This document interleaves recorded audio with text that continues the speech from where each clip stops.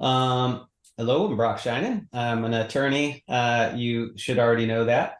So I'm just going to jump in just for the sake of being efficient and kind of getting to the critical stuff. So I'll walk through the questions as they were framed, but just kind of expand on the topic as much as I think will be helpful here. So the first one being, how do I know if a sample is cleared for my usage?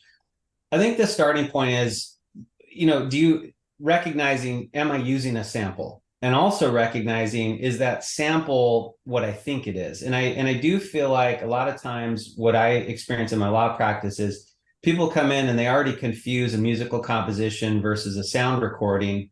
And so they're not really clear on, well, I sampled. And sometimes they say, oh, I sampled a song. And really what they mean is like, in your world, your genre, that doesn't necessarily mean the same thing as it would like in the pop world or rap world, where lyrics are, we expect to hear lyrics, and therefore that helps us understand what is the sound recording versus what is the underlying musical composition. So when we're talking about sampling here, we're generally, by and large, we're talking about the master, the sound recording, right? If we say we sampled lyrics, I'm going to push on that button a little bit more. I'm going to ask you, what do you mean you sampled them? And if you're saying, well, because I heard this track and I like this track, and so I, had somebody else sing the lyrics and I made the music, you mean you created your own sound recording, but so basically you covered a song, or you covered a portion of a song, right? And I think that distinction, I found that a lot of times artists, producers, they don't fully grasp that piece, but that piece is critical to understanding whether you've sampled something and whether and how to know how to clear it properly, right? So assuming we're all on the same page, when I'm talking sampling, I really probably am talking about I'm using somebody else's sound recording or master or track, a piece of that, right? And how do you know if it's cleared? It's a funny question, because why would you think it is in the first place, right? What did you do? What action did you take to clear it? So if it's like, well, how do I know? Well, because I have subscribed to all these basically these services where I can download clips, or I can pull off samples and use them, and they're royalty free, or maybe some are paid, whatever. Okay, so you got some of them from a site that allows you to use them, right? Or other ones, I heard a song and I sampled a track. Well, then why would you think? And I'm not trying to be, disrespectful or abusive and saying, but why in the world would you think that you had clearance if you just heard a track, cut a piece out, and said, I'm going to use this? There has to have some trace back to, I had a conversation, or there's an email trail or a text trail, or when it's interpersonal like this, and I can text one of you and say, hey, can I use a portion of this track? Can I sample it? And you say, yeah, what are you going to sell it commercially? Are you going to commercially release it? What are you going to do with it? And we go back and forth. That might actually work out to be a sample clearance, right? Or license. But if I never have that transaction, that correspondence, then really you have to trace back, what exactly am I doing to believe I have rights to use this in the first place? Because the starting assumption is, if it's somebody else's music, I cannot use it. That's the baseline. That's copyright law, right? If I'm going to use it, it better be because I have permission, or there's an exception or an exemption to copyright law that will allow me to. So some people will be like fair use, or what about parodies or whatever. And actually, one of the questions is a couple of those. So we'll get to that in a minute. So the starting point on, do I know if a sample's cleared? Go to, did I get permission from the source that owns or controls the rights? Is it a label? Is it an administrator? Is it a distributor? Like, who gave me the permission to use this, right? That would be the starting point. If you don't have that, and you can't trace it back to something like that, then your assumption has to be, okay, I don't have clearance to use this sample, period. And as a quick side note, in copyright cases, infringement, the courts are much quicker to find infringement when you've sampled a master sound recording than they are to find infringement when you've used some lyrics from a song. So think of any song, it's got, three verses and a chorus and a bridge, and you yourself are creating the music, but you're using lyrics from 2 lines. We don't know if that's infringement. But if you use 2 seconds of somebody else's master, that can very easily be infringement. And it's not so much because it's a percentage of use, like some people will say, well, hey, if you use less than 10% of the overall work, it's not infringement. That's false. And anyone that tells you that, that's not based in law. That's based in, there's some historical truth to the idea, but it's not law. The law is if you use somebody's work without consent or an exception or permission, you have infringed their work. So for you to use it, you need to be looking at, did I get permission? If the answer is yes, I need to start thinking about, is the scope, am I using it consistent with the scope? And if I'm not, maybe I'm still infringing even though I have permission. But the other side of that, is there like a parity or a fair use argument here? We'll get into that in a second. But that's the starting point for how do I know if my sample's clear, right? Any questions on that, or just keep going? So far, so good for me. I was going to ask about like websites like Splice, but I think that might be the next question you're going to go into, right? Totally. Yeah. And if you want to just bounce them off, that's fine too. So sites like Splice, you basically create the account. You know what it is. You create the account, you have access to all these samples. By and large, every single one of those sites has almost like tiers. You can use this for non-commercial purposes in these ways. And then there's a tier for commercial use, like you can release this on the DSPs. So the starting point with any service like that is to go to their terms of use. So literally when you're on the site, or if you have a license that, once you create your account, you pay your fee, pull up their terms of use or pull up the license and look at what am I allowed to do based on the account that I have. If I have a free account, it's generally non-commercial, maybe non-editorial or editorial, depends on, which site and what you're being allowed to do. But that's where you're going to figure out what I can and cannot do. And it should be very explicit. But your starting assumption, if you never look at the paperwork, is I probably should be paying more if it's commercial, because most sites are charging more if it's commercial. And a lot of sites won't let you use it if it's commercial. So when you subscribe to a site like Splice has, from my memory, they have a commercial tier and they have a non-commercial tier, but you're limited in what you can do and you pay more for the commercial side of it. But then there's also, sometimes you're stacking samples, right? Or you're creating, like you're pulling samples together. That might be violating the license. So if you're pulling a sample into your original work, that's usually permissible. If you're stacking samples on top of samples and all of them are licensed from like Splice or some site like that, you may be violating their license and just not knowing it. You know what I mean? So always, anytime you use one of those, make sure you check, can I do this commercially? Does the license allow for it? Have I paid for the right license? Because if I want to release this on the DSPs, including SoundCloud, because a lot of producers are just like, I'm not going to worry about, like Spotify and Apple Music, but I definitely want to put it on SoundCloud or even YouTube for that matter. Make sure that the license from the site or the terms of use from the site say, here's where you can use it and whether or not you can monetize the use or not. That make sense? Yeah. Let's skip to how you basically are licensing it out. So some of this is understanding, like first starting at what are you doing when you want to use somebody else's track or sample somebody else's materials? You're thinking about how much do I want to pay? Where do I want to use it? And all those questions come up when you're doing it, right, of somebody else's content.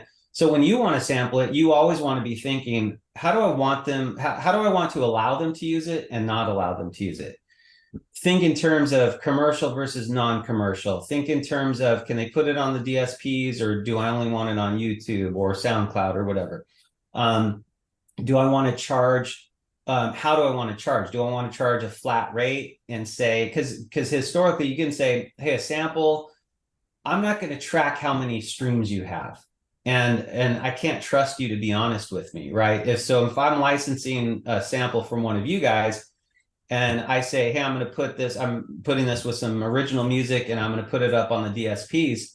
And you say, great. well, you're going to look at my socials and I got a few thousand fans or 100,000 or a million fans. And you're like, okay, I'm basing my license fee that I'm going to quote Brock on how many fans he has and how much I expect him to be, streaming this music. That's a tricky one because you may not be able to figure it out. Plus, I might have a hit that I might have had 4,000 streams on the last 4 releases, and then all of a sudden I have 4 million on this one. And if you underquote, that's on you.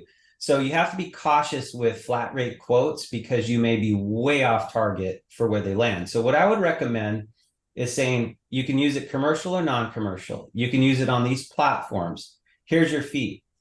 In my mind, you should always have a base level. I'll license this to you for a flat rate of $100 or $1,000 or whatever that number is, plus X% per stream or per download. That way you're protected. If they don't get any streams, you at least got $100, whatever your baseline number is.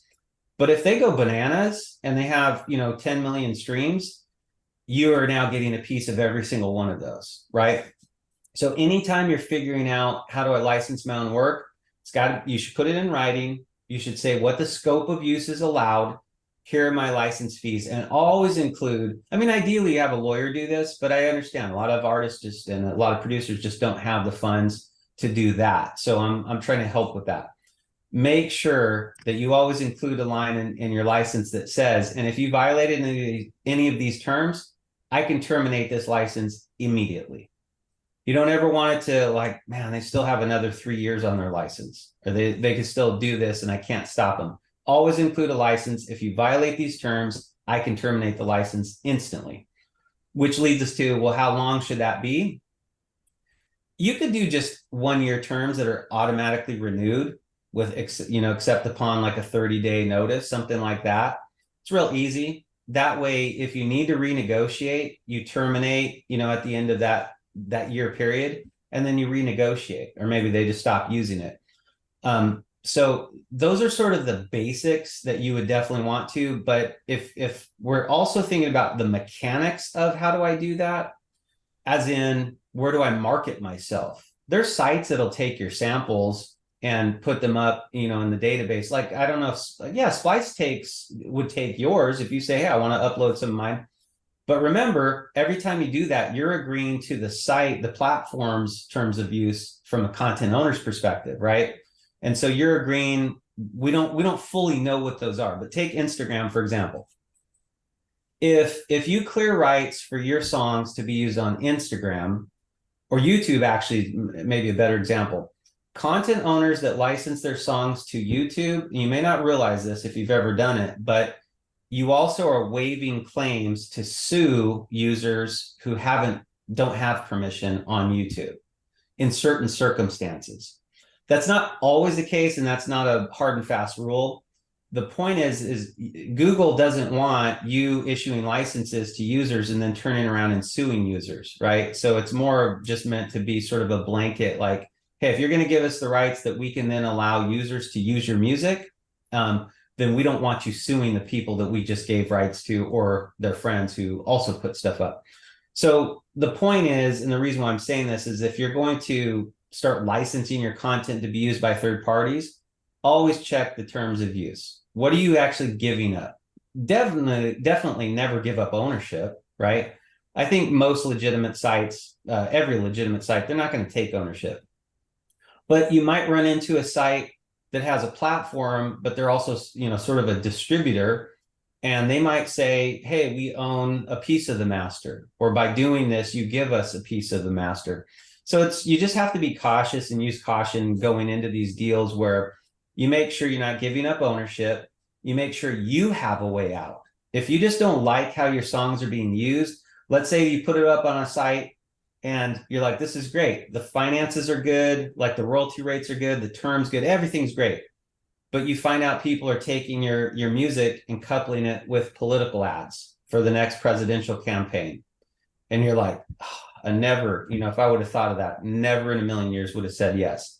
So if you can reserve rights to approve any video use, that'll save your life, right? Generally speaking, you're not going to preserve rights on audio use, but what do you do if they use your If you have a certain type of song and they use it in a genre film, there's it's licensed, but it's used in a film you wish it wasn't associated with, and I don't need to go down that road, but where I'm going with that.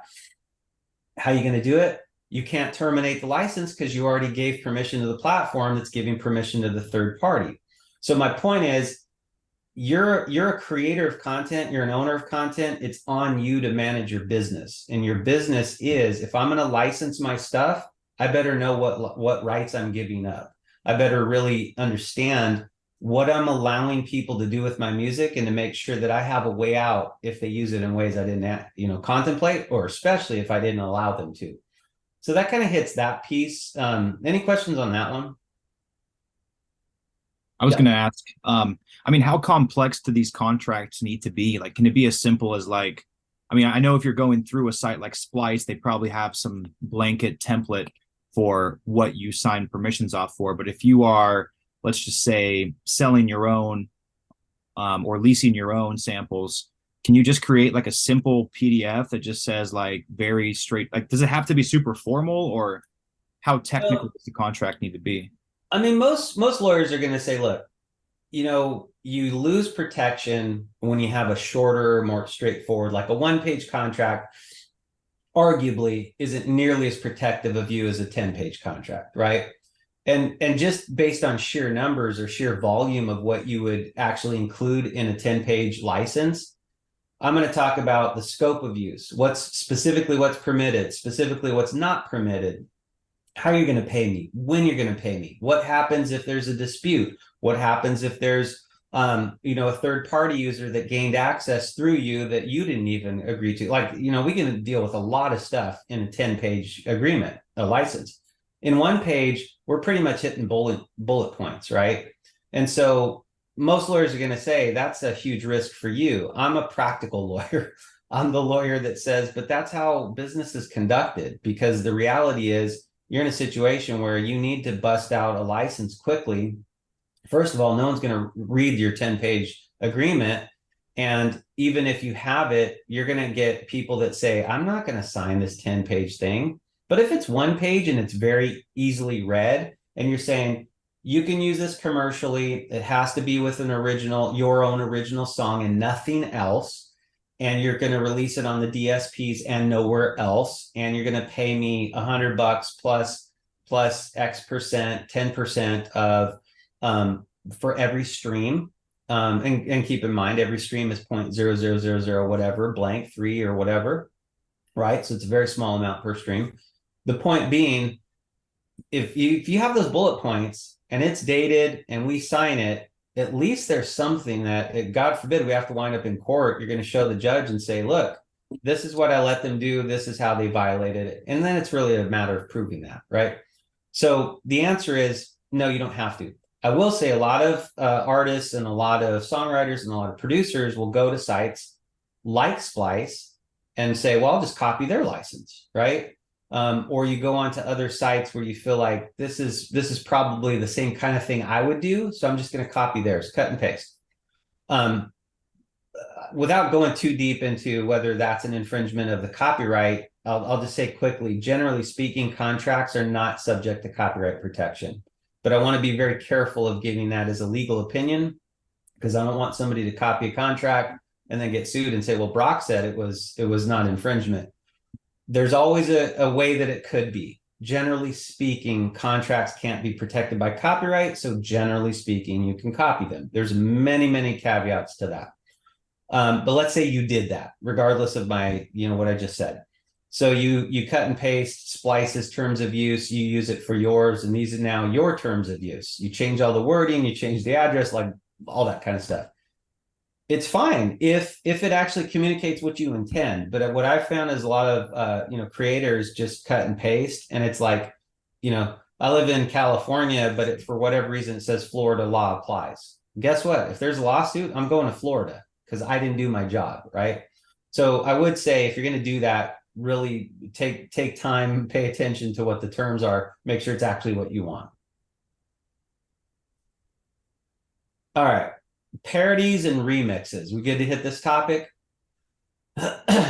When it comes to music, you think about, so one of the biggest parody cases in the United States was, if you're familiar with, Roy Orbison had a song called Pretty Woman.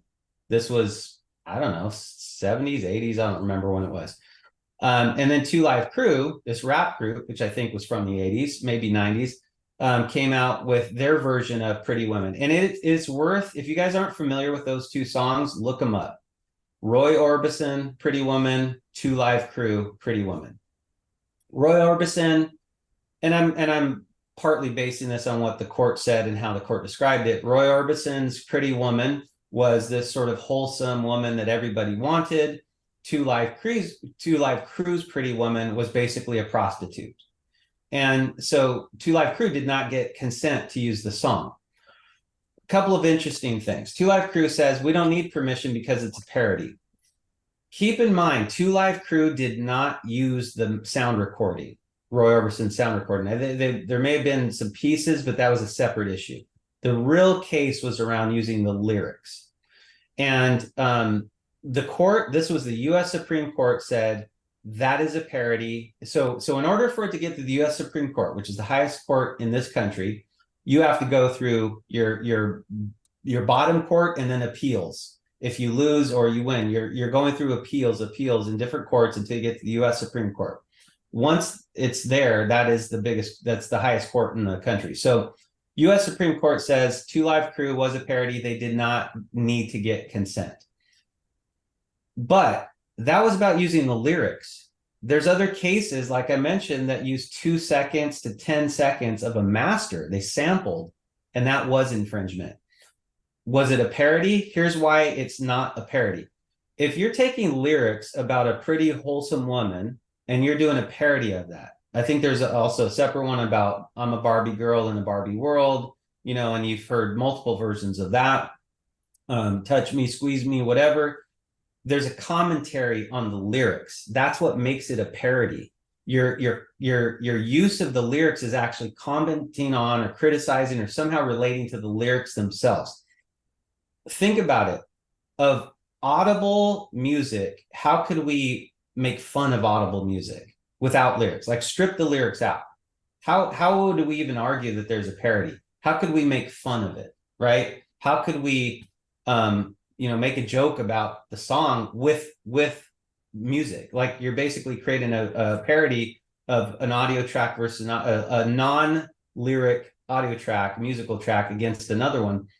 I've never seen it, and I've never heard anybody do it. I don't know that it's even possible. I suppose in theory we can sit here and put our brains together and come up with a way to do it, but I'm not aware of any case that's ever addressed, or well, scratch that. I am aware of cases that have addressed it, meaning somebody said it's a parody. Then the court said parody of the musical composition or the sound recording, because there is no parody of the sound recording, because all you did was use the track or created your own that was the same, but there's no comment on the track itself. What you did was you addressed the lyrics. That's what the comment was on. So parodies and fair use and remixes really are kind of along the same lines. It's just more of the artistic term to say the same thing. It's hard to argue that you could poke fun of a non-lyric sound, right? How would you even do that, practically speaking? So I don't know that you could ever even come up with a parody use of a sound without reference to lyrics. Go ahead, Alex. Sorry. I was just going to ask, for example, how would it work? Let's just say there is a song that exists with lyrics and with an instrumental. Somebody then creates or recreates the instrumental and maybe changes it like a couple pitches up, like detunes it or goes up a couple pitches. But it's more or less the same exact like composition, just repitched and recreated. Is that technically parody, or would that be a non-lyric parody? No, because a parody has to essentially poke fun at. I mean, that's really narrowing what a parody means. But like, if you looked up, the definition of a parody, generally speaking, we understand that it's somehow poking fun at something, right? So changing the pitch or even the tempo. So think about like these songs where, like, remember was it Wu-Tang Clan? And then there was like a big band that did a version of Straight Outta Compton, I think. It was like here's Straight Outta Compton, Eazy-E, and then there's a big band doing a Straight Outta Compton, whatever. Like, okay, so we can try to make the argument that the lyrics are being parodied if they change the lyrics, and I don't remember enough to know if they even did. But changing like the style and the genre, which is definitely what they did. It's funny you brought that up, because now that I think about it, there's probably an argument to be made that using a big band version of like a gangster rap song is almost like making fun of the song itself. Not Yeah, even yeah, right. like it's supposed to be hard and all that, and then you got like a big band kind of sound to it. But I don't think that wins a case, because you're basically saying that's why we did it, but we don't really know if that's why you did it. If you in turn wrote an article about, before you published it, hey, we're going to actually poke fun of this gangster rap song by doing a big band version, maybe you're giving the court some evidence that there was an intent to create a parody. But even with that, I don't see a parody. And certainly not just because you change the pitch, change the tempo, change the key. None of that would result in a parody in and of itself, for sure. I'm trying to think, and here's another piece too. Remember, even if you create that parody, the question is, are you using the lyrics, or are you using the sound recording original, or are you using both? So if that parody was, we're taking, okay, here's another example. Ariana Grande did Seven Rings, which was, basically a take on a few of my favorite things from Sound of Music, Rodgers and Hammerstein. What most people don't realize is Rodgers and Hammerstein owns 90% of the Ariana Grande song, the musical composition, which is insane. There's an argument to be made that Seven Rings is truly a parody. And I don't think she sampled anything from the original Rodgers and Hammerstein's recording. I don't believe she sampled anything. So that was probably, I don't, I'm not in their mind. I have no idea. But my guess is that was a business decision. We don't want to get sued.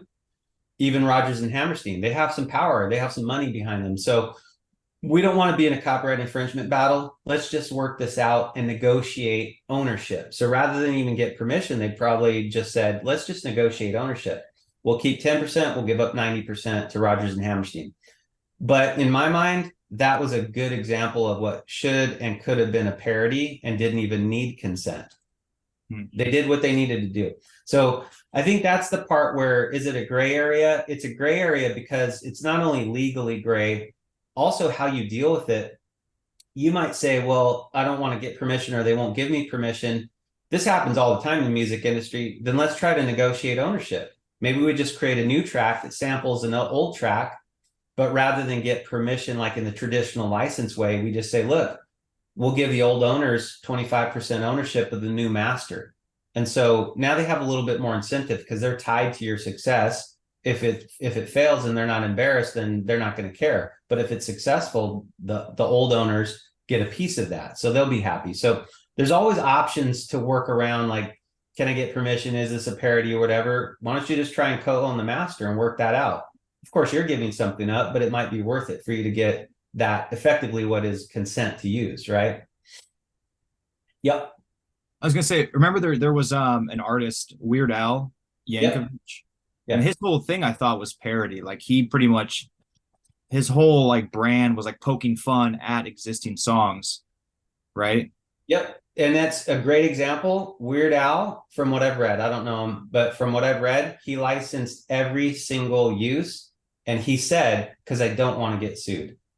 So even though he knew he was parodying, and I think he was a great example of consistent parodies that probably in court he would have won. Here's the problem. Parody is a defense to a copyright infringement action. So it's not a get out of jail free card. It means I'll get sued and then I defend myself with this information. So if he gets consent, he's not going to get sued. If he says it's a parody, he'll get sued and then have to prove his case, which he'd probably win, but he's going to spend a few $100,000, if not $1 million, to defend himself at trial. You know what I mean? So yeah, great example, but also a smart business purpose of, I'm going to eliminate the potential for lawsuits here. I'll just license all the uses. Yeah. Getting into like enforcement and protecting yourself, like that sort of thing. So it's two directions, right? If we use somebody else's material, how do we protect ourselves? So number one, you have to understand if you're sampling sound recordings and you don't have consent, the weight is stacked against you already. Like and what I would do if I was in that and I knew, oh man, I'm screwed no matter what. I try and negotiate something that keeps me out of court, even if it's co-owning the master or whatever. Because when you sample somebody else's sound recording, even if you don't make a dime, if they bring the suit, that means they have a registered copyright. They'll be able to get actual damages or statutory damages. So let's say you haven't made a dime, so there aren't any actual damages. They can request statutory damages, which can be up to 100, I think it's 150,000 per infringement, plus attorney fees and costs. So you sample their work, you stream it to 5 people, they sue you for $1 million. The case goes to trial, you lose because you don't have consent, but you at least prove there are no actual damages, and you're saying, hey, there's no harm, no foul, right? So I streamed to 4 people, who cares? They being the owners, request statutory damages. They get $150,000. Their lawyers spend $1 million, claims they spend $1 million to litigate the case. And now you have a judgment against you for $1 million, 1.1 million. That's an insane outcome, but that happens. It happens because sampling without consent, it's not a slam dunk, but it's one of the closer cases to slam dunk. So if you ever find yourself in a situation where you've sampled without consent, a handful of things, you want to get that offline and stop using it immediately, stop distributing it. You want to try to negotiate a settlement because you have very little leverage at that point.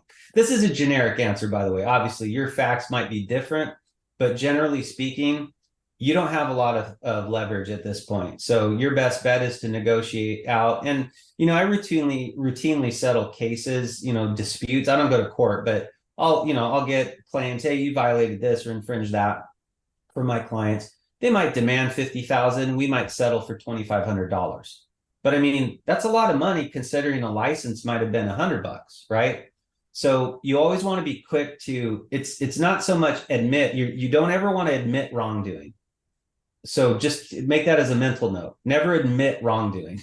Just say, hey, I'd love for us to resolve this amicably. Can we just pay a license fee of, $50 and call it quits? We'll take it offline or whatever. Of course, they're going to come back with, no, it's actually going to be $10,000 and then you just negotiate. That's all incoming. That's all the challenge against you. If you are the one that owns the content and somebody else has got it, just think the tables have turned. You have the leverage. They've used your sample, your copyright without consent. But keep in mind, a lot of times producers, artists will say, I'm the owner, so I got them. I have them in a corner. But practically speaking, what exactly do you have? You have the right to sue them, which is going to cost you money. You're going to have to hire a litigator. You're going to put up at least $10,000 on the front end as a retainer, unless you get a lawyer that's willing to put it on a contingency, which is a percentage of the recovery. So if you're lucky and you find a contingency lawyer, great, no money out of pocket for you. But otherwise, you're putting up at least 10 grand just to get that suit going. Now, let's say you go to trial, you win the case, you have $1 million judgment against an artist who lives in his mom's apartment and has no car, takes public transportation, has no money whatsoever. You have $1 million judgment that you can't collect. And I'm just trying to be real. What value is that to you if you can't extract your judgment, from somebody that you just won a case against? Granted, you can renew your judgment in most states, after a period of time, like let's say every 10 years. So you might have a judgment and you sit on it for 10 years and then renew it.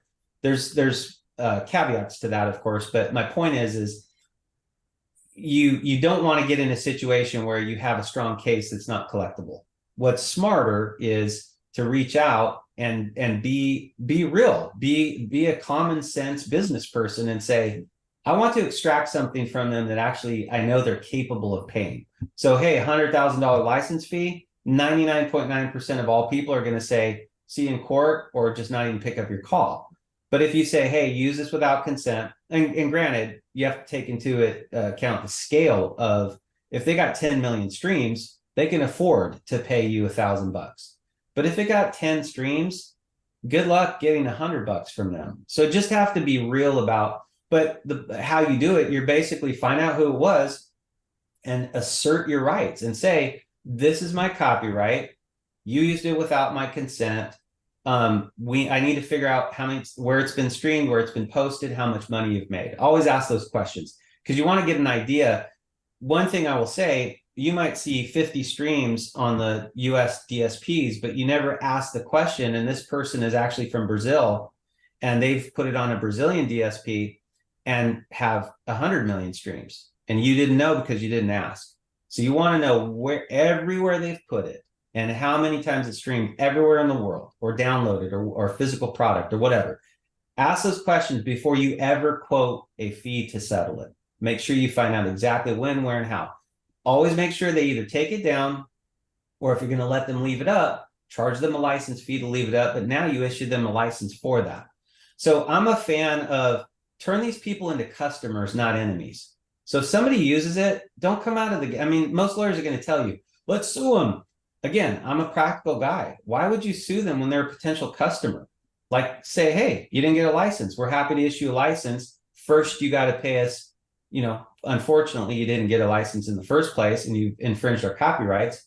So quick note on that. There is a company that bought the rights to the song Space Jam. That's from the Space Jam movie.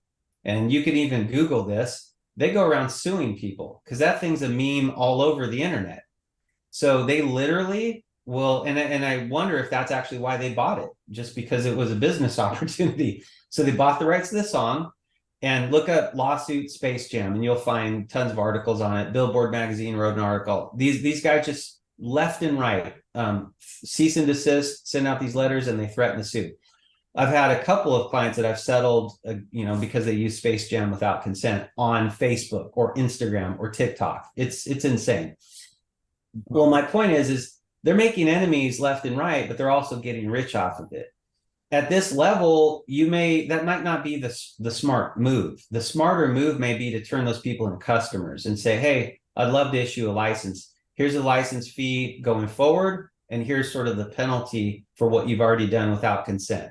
So write me a check for $1,000, that takes care of the past. Pay me, $100 plus X% on each stream / download / physical unit going forward. Account to me quarterly, and we're good to go. Now you have a licensed customer, and now you're in business instead of threatening somebody. So I think that's the key. That's the way forward to deal with how you protect yourself. And that right there is like the main things that you would want to hit in terms of samples and the legal stuff surrounding it. So any questions to round it out? Yeah, I got a quick one. So, like, does it depend at all on like maybe the length of like the audio that you are sampling? Whether it's like something as simple as like, I don't know, maybe somebody has this really cool snare hit that you like versus an actual melody of an instrument or anything like that. Does that make any difference, or is it just like black or white? If you use it at all without consent, you're gonna get hit. It's a good question. Generally speaking, there's no percentage, but you do raise a good point. If it's literally just a snare hit. So remember the song The Middle, who was with Maren Morris, but she worked with the dance producers. I can't remember who it was, but I remember reading an article about that song. And there was like a hatchet sound. It's exactly like what you're talking about. It was like, and then went. So let's say it was just that. So on the one hand, you could say, look, that's like less than 1% of the whole song. So from a use in copyright law, we call this a de minimis use, but courts have found that, but at the same time, de minimis is very hard to define because that hatchet sound in that song, in that particular song, was like a key piece in making that song cool. Aside from the lyrics, aside from the vibe and all that, that was actually like a critical piece. So we don't want to let you just use one piece. What if that happens to be the heartbeat of the whole song? So I think a court would be hesitant to say even that snare hit, like that's still enough to constitute infringement. But I do think with the right lawyer in the right circumstances, you might get away with sort of a de minimis argument on like a snare hit or that hatchet sound or something that's like literally that, but not Yeah. much. You know what I'm saying? Yeah, I do. And like so, and we've talked about Splice a little bit. I'm pretty new to producing and all of this.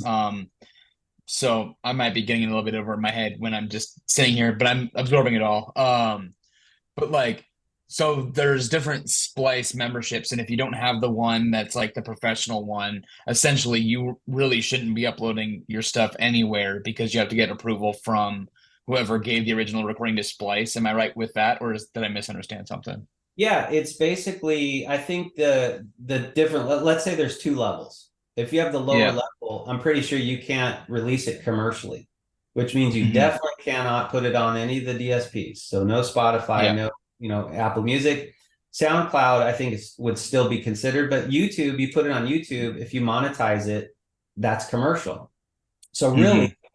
in order to use it at the lower level, it's just for personal, in your own ears use, right? Got Anything it. beyond your personal use is going to be a violation of their terms and conditions. Hmm. Okay. So if you're just doing it like on, because like, it sounds like SoundCloud is maybe kind of in a weird gray area if you're not, because I don't think, well, I mean, you can monetize SoundCloud, but you can also not, right? Yeah, I That's mean, interesting. I think the way a court would look at SoundCloud is for all intents and purposes, it's a DSP, it's a digital service provider that Right. just like Spotify, how does that differ from like Pandora? Pandora Fair. historically was a non-interactive service. Like if I picked a song, I couldn't pick the ones that follow, but Hmm. it's still my songs out there. You know what I mean? So Yeah. SoundCloud, and it's still monetized. So I think SoundCloud Okay. would fit in the same bucket. Okay. I was going to ask, how does it work with like, because when you, there are a ton of people on YouTube that like make videos and use other people's music, just like a vlogger, for example, who goes on a vlogging trip and films their trip in France or something, and they Mhm. put on this background music in their video editor of a band that they like.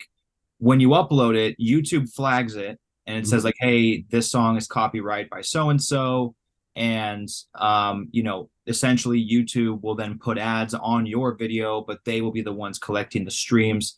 Is that, or the royalties rather? Is that like case closed? Like they can't, I mean, once that happens, like could they then come to you further and say like, you can't use our stuff and we're going to sue you? Or are you safe now because, they're collecting the royalties from it, so essentially they are getting the rights to it, or how does that work? So it's YouTube, and especially YouTube is a really tricky one because, if you think about using music, you're usually afraid of like the bigger labels, the bigger publishers, the bigger artists, right? Ironically, they are less of a threat on YouTube than the indie ones because all the larger ones, for the most part, have negotiated deals with Google, which for YouTube specifically, so that their catalogs are cleared for use by users, by YouTube users.